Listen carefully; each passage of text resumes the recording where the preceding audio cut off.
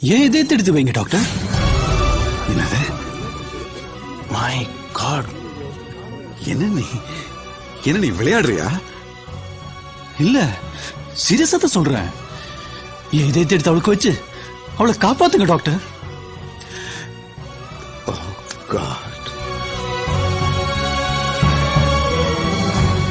அவ என்னை நம்பி வந்தவ. அவளை காப்பாற்ற வேண்டியது ஏன் கடமை. அவசரப்படாத, கொஞ்சம் வெயிட் பண்ணுவோம்.